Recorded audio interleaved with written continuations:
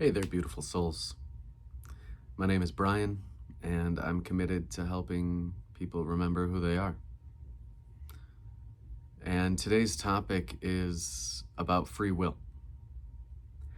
And free will is definitely an interesting topic because, in some respects, we feel like we have free will for sure. We make choices every day. We choose when to eat, we choose when to rest, we choose when to take certain actions, we choose when we get movement and exercise, we choose when we read a book, we choose when we watch TV, and we choose what we watch, and we choose lots of things. But it's quite clear that we are not in control of outcomes. We don't really get to choose how or when things that we want to happen will happen, right? And oftentimes we get disappointed or discouraged because we realize we're not really in control. We don't have that much control. When you try to control other people, it does not go well, right? And obviously, that's a reflection of the fact that we don't like to be controlled, right? And so, is there a controlling force behind everything? And does that mean we have no free will? And that's where we have to start expanding our idea of who we are. Because as long as we just identify as this character, right? This temporary human character, this one called Brian, right? As long as I identify as this character and I have certain ideas in my head of what is good or bad, what's going to make me happy and what's going to make me upset, and I define all those things as such, and I'm not in control of the outcomes of things, then that means I have put my control outside of me. Meaning, I'm only going to feel good about myself and about life when outcomes go a certain way. But since I'm not in control of the outcomes of things,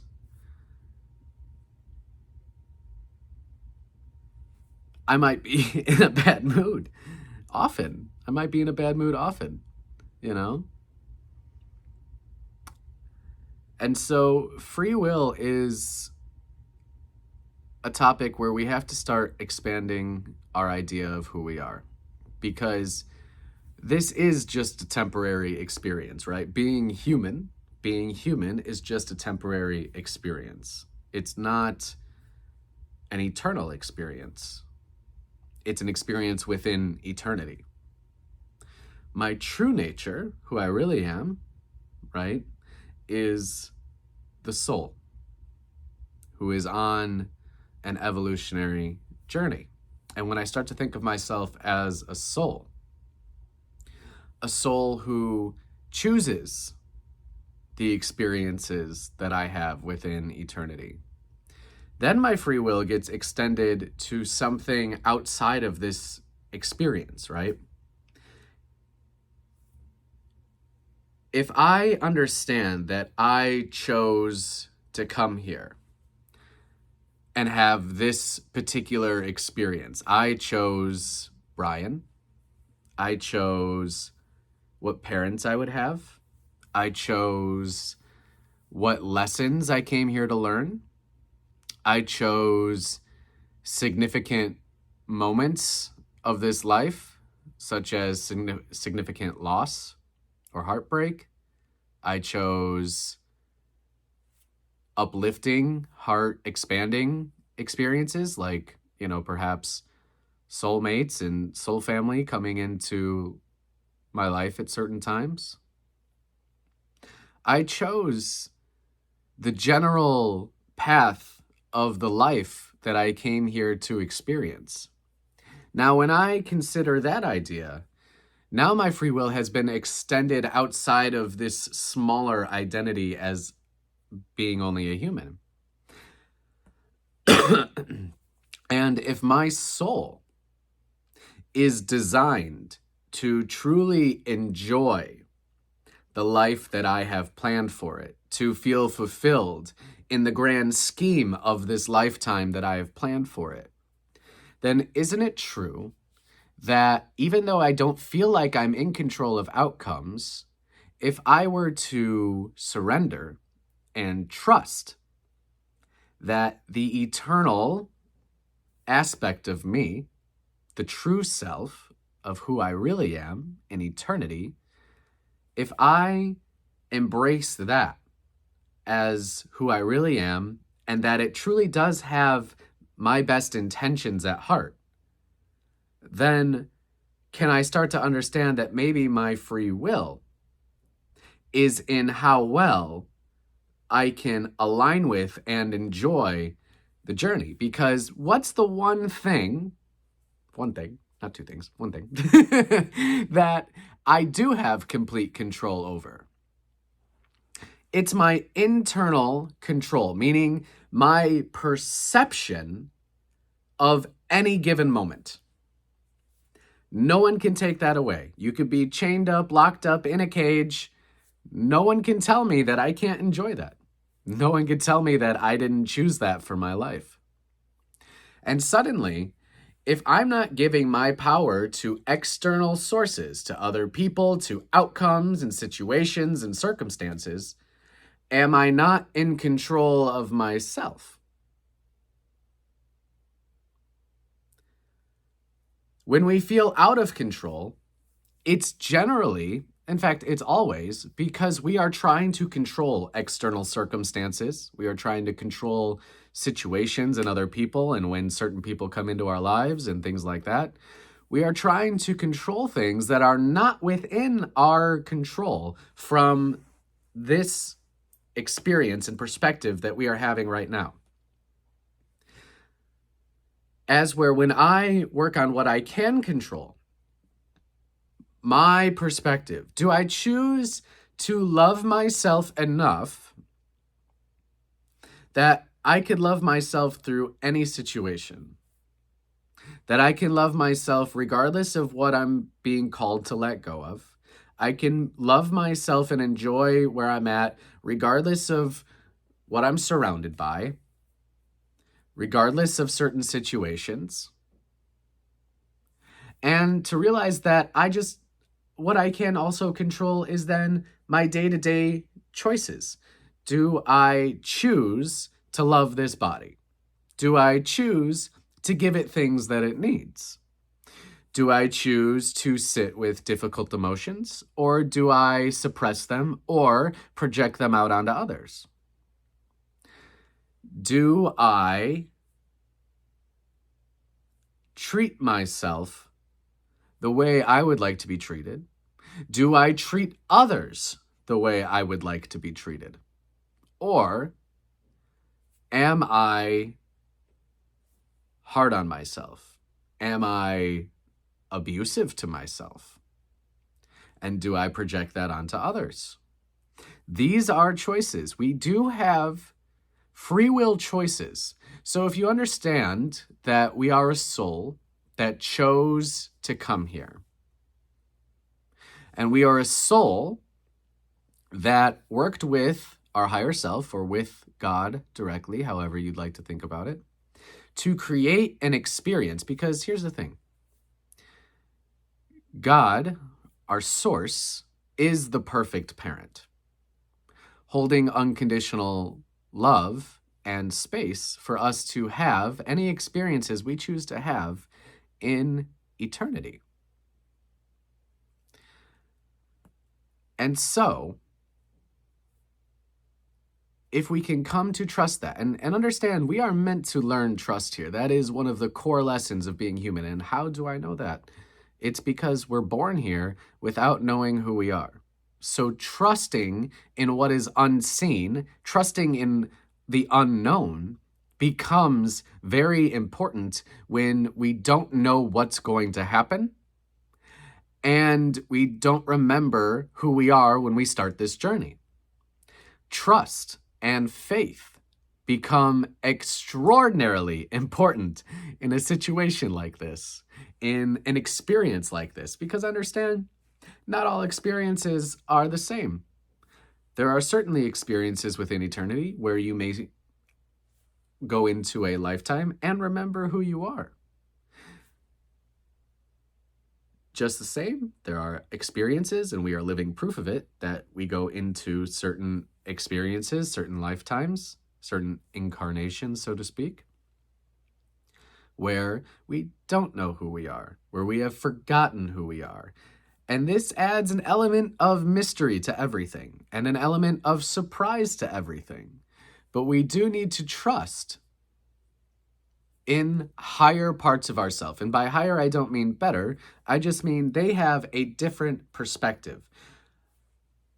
If you want to think about it, you are the incarnation, right? That's the perspective. You see things from this perspective, as if you are the human, as if that's who you really are, because that's who you came here to experience, was you're human. But who you really are is the soul experiencing the human. And the soul is the immortal part of you, because obviously this is a temporary mortal experience. The soul, who you really are, is the immortal experience.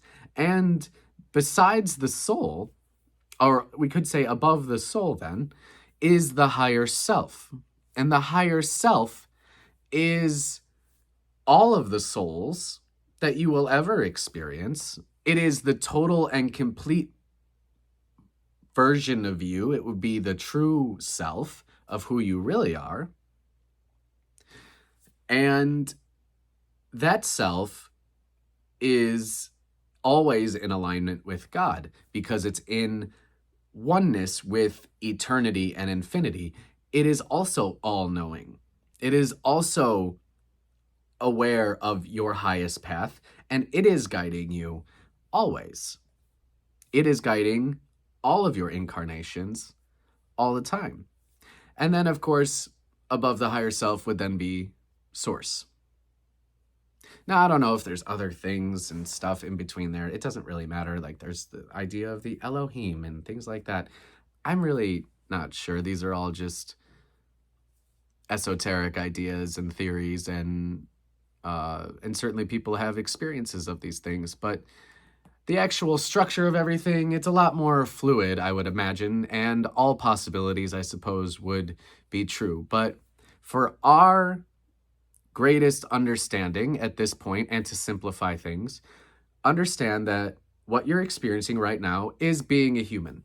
And it's important to understand what it means to be a human, to understand that what you're experiencing here is a humanoid creature that has evolved over time, that still has animal instincts, right?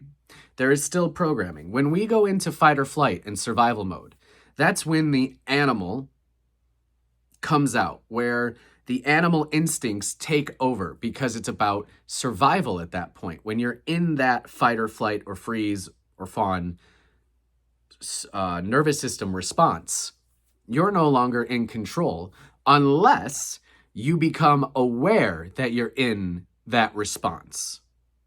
Then the conscious part of you, the aware part of you, the soul aspect of who you really are, is now becoming aware that the animal instincts of the human have come online and are trying to take over. But when you can sit with the discomfort of the trigger, of being triggered into that stress response, and you can breathe and you can come back to your center, suddenly you, the real you, can, in a way, overcome the human nature. Because what really upsets us and brings us great shame and guilt is when we allow the animal instincts to take over and force us to say things or hurt people.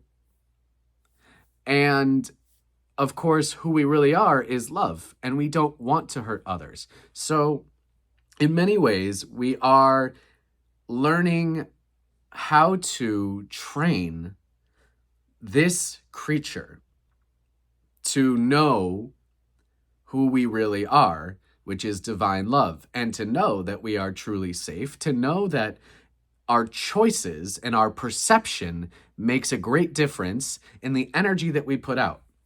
Now, if we put out energy of fear and we're going into the stress response a lot, we are going to attract people who match that. But if we are able to sit with our discomfort and come back to our center, come back to love, come back to the truth of who we are, and we don't allow the stress response and the animal instincts to take over so much, then we are evolving, and we are evolving the programming of the human consciousness. And we could think of something really, honestly, I'm going to bring this up, and it's an uncomfortable topic to talk about, but it's about, think about sexual abuse. When people abuse others in this way,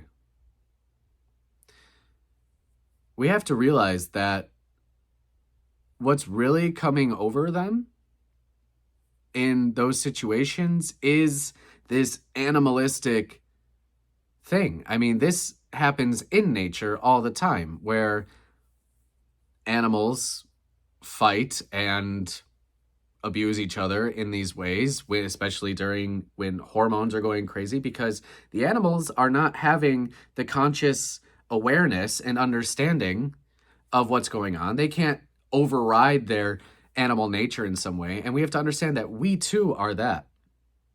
And this doesn't make it okay, right? Obviously, it does not make it okay. This is not to excuse sexual abuse, which has been a rampant problem throughout human history and continues to be today. But we could see it used to be much more frequent percentage-wise than it is today. It is evolving because humanity is evolving, because the consciousness is evolving, because we are becoming more aware, because as we keep going, we are reprogramming the human consciousness and mind structure. And we are becoming more aware, more conscientious, is that the right word? Whatever. More conscious, more aware of what we're doing. And we are becoming more aware of these stress responses and how to deal with them. And that is changing humanity. It's just taking a long time. And again, this is not to excuse any of those things, because those things they're traumatizing. I mean, that is the greatest control that someone can exert over another, and it feels so. It is like one of those acts that just feels so wrong, so evil, so almost demonic, you know. But it's like when that animal nature comes over in a human being, when they get into that instinctual response, and then there's just fear and primal instincts taking over, it can become very scary and disturbing.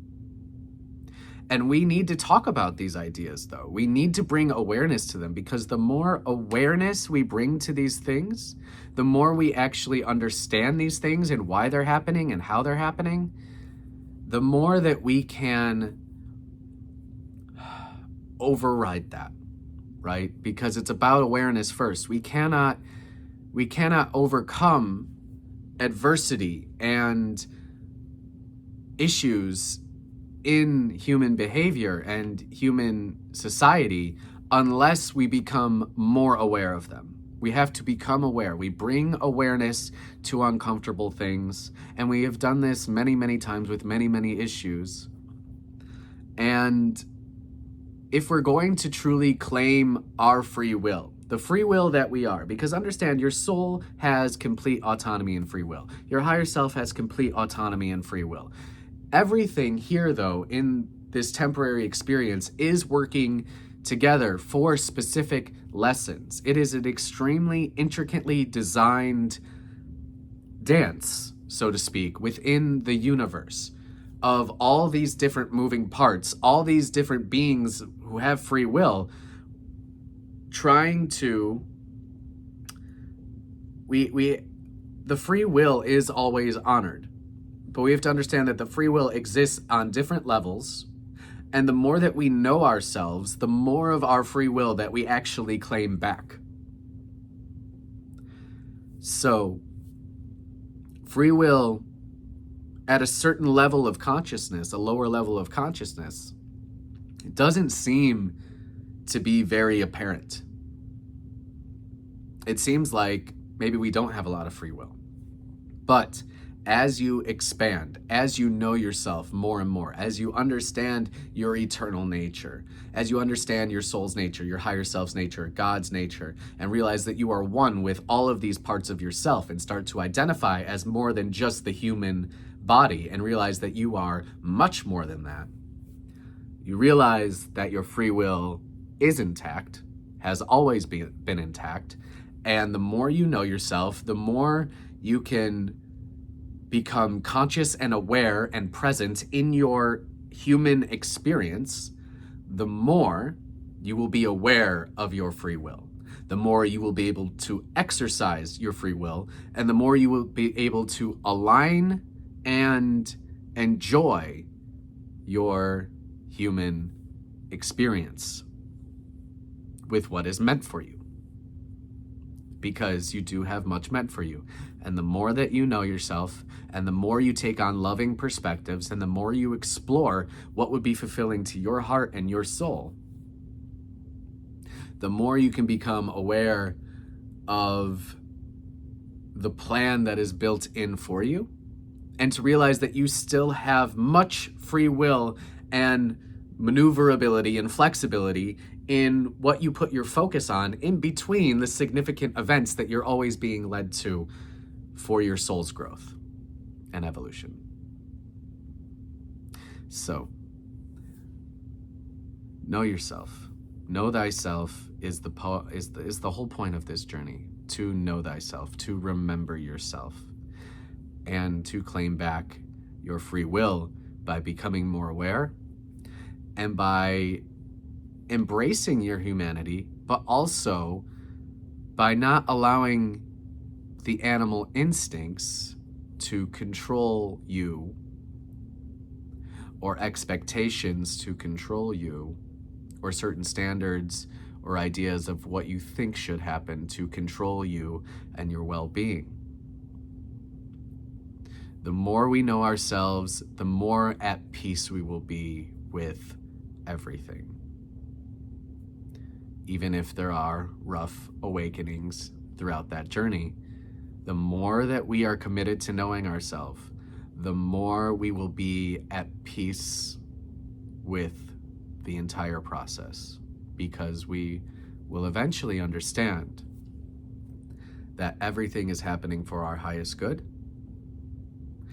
that if we just surrender and trust the higher parts of us to guide us, that truly what is meant for you in this life, if you stay positive and faithful and trusting and hopeful, without getting too fixated on particular outcomes or when things should happen, if you stay open to the infinite possibilities that could be available to you,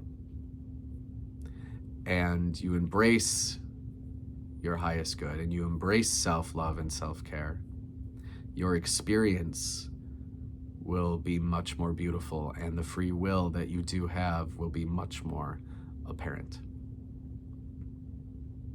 I love you.